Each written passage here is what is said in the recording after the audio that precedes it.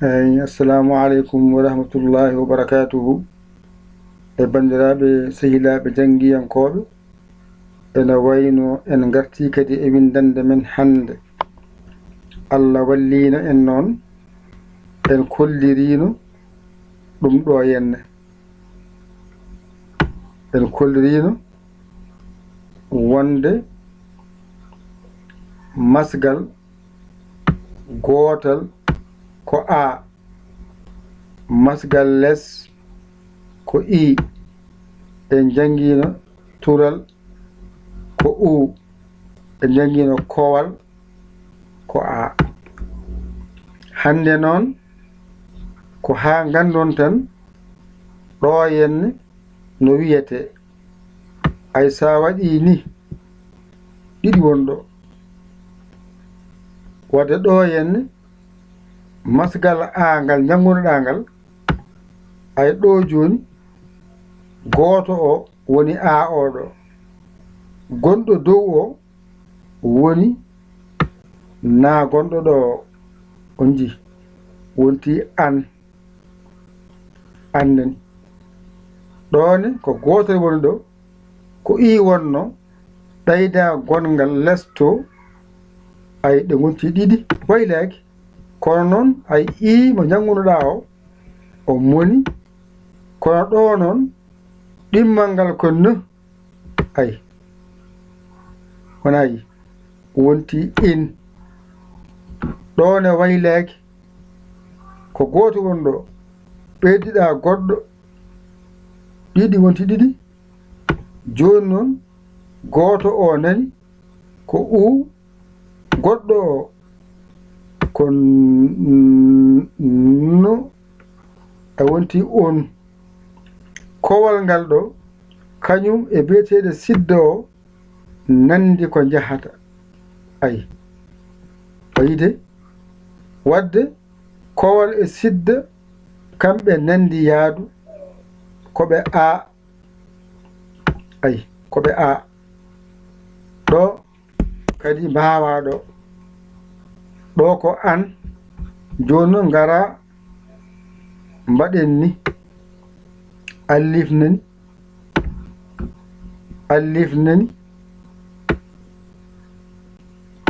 allifnani allifnani ay nayi ɗi gatti kadi mbaylen daha o ƴetten ɗo henne ay ɗo joni ay wonno ko A goto o joni a waɗi goɗɗo mbiɗa an saha noon jiya waɗa ni ha gasa allif wona yeeso muɗum ni waɗa ni hatta ko an wonɗo ay an wonɗo haju an ɗo ko an ɗo ko an wadde a faami ɗo e ɗo ko ñawore wotere ɗone waɗa ni ko I wonno a ɓeydi hen gongel ngel wonti in ay wonti oɗo wadde joni ɗo henne ɗo woni ɗo ay ɗiɗi ɗi ndendi wiya in ɗone ɗiɗi ɗi ndendi woni oɗo ay ɗone ko hakkude mbatta ɗum ɗo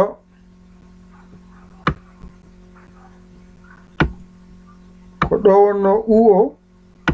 a ɓeydi hen goɗɗo ɗiɗi ngari wonti on ay oɗo woni U o oɗo woni goɗɗo o innira on ɗo ko A o wonno ɗo mbimami ɗo a o won ɗo ene wonde neho o woni an o ɗo noon ko u o e neho o woni un ɗo noon ma janngoy ɗum so koowal walla sidda kamɓe nandi yaadu yahoru ndu kamɓe ndendi ngal ɗo koowal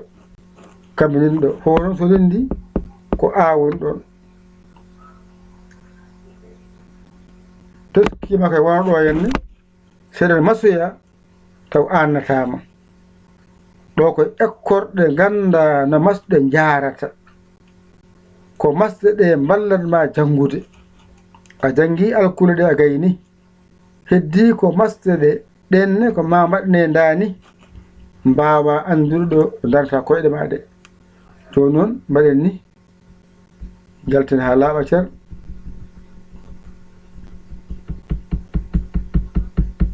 ay ay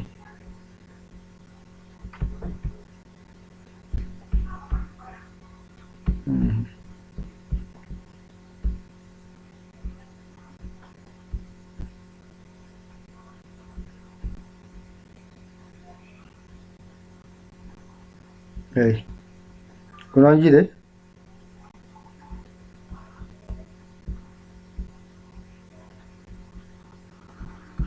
kono noon yaawi seeɗa gaccu hakke noon koye golle he jeeya nde wonno en jeeya machine en jam fo hattade en haaju tan toppiɗen ha ganda ko wiyete ko ayi joni a darni didol ma ɗum ɗo ko portal ay ɗum ɗo ko portal less ɗum ɗo ko tural kowal joni noon ɗo yene ɗiɗi goni ɗo ay wiya an ɗone aya ɓeydi gotal innira in ɗone a ɓeydi gotal innira on ɗone ko sidda ayi e a potodiri ɗo haaɗi hankadi a andi ɗiɗi kowal sidda toskima wona ɗo mbasa jiiɓade so ari woni ɗo ɗum ɗo wayini andu ɗo wiyete ko an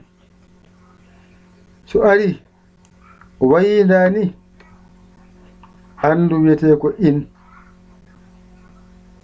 so ari wayidani andu wiyete ko un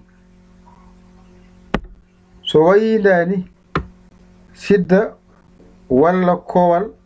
so rendi kañum e oɗo a nandi ko jahata ɗo teskima wonata ɓoftina hoore ma yerum hande ay sa wi joni a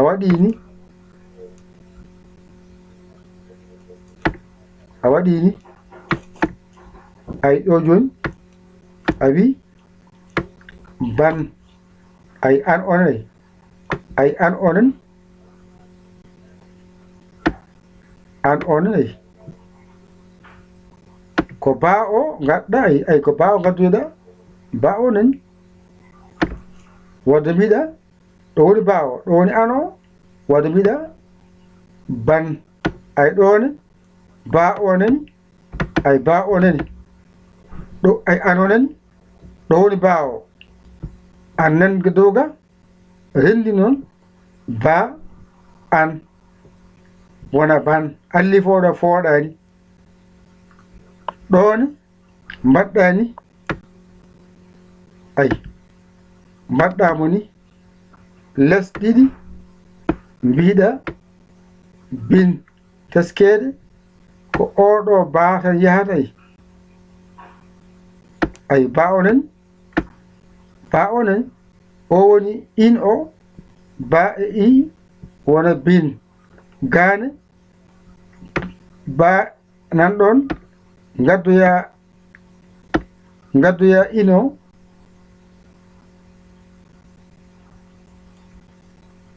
gaddoya in ay innen inen ay ɗo wonno in o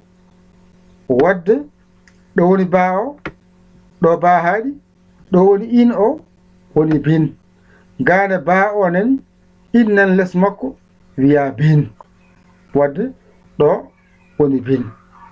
ɗon ko ba o woni ɗo ay ba o hajum yaltani ba o kono un o nani ay un o maskal ngal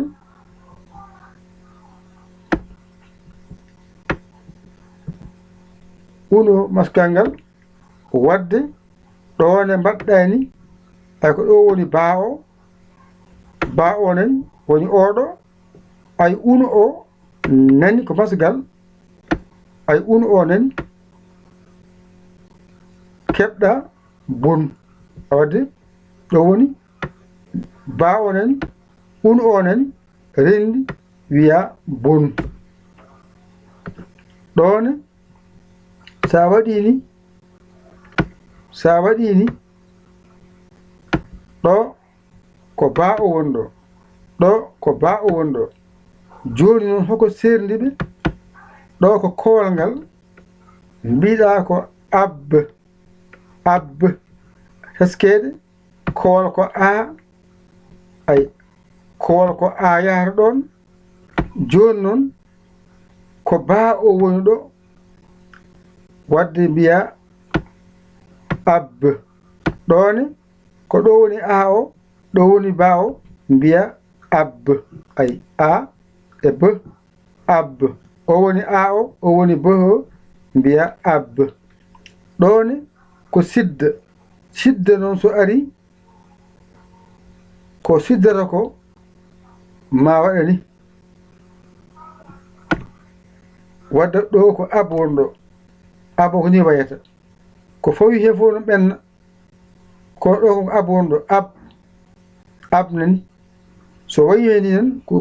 kowal kono ko a woni ɗon ɗone ha joni yaltani ab o ay teskede siddata ko a ay sidda ko a kowal ko a ɗo tan kadi haqqille ma wonata yiilade Allah walluma seɗa jannginoye taw annoytama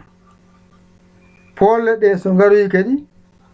ɗen kadi man kolliri hen seeɗa ekko no paami tan polle ɗe so Allah jaɓi inchallahu taala ƴette kuɗi mon e karneji mon mbañirɗon jangon ɗigga ko musidɗo mon giɗo mon sabu Allah yayali kawla Sénégal alhamdulillahi bil alamina on jarama wassalam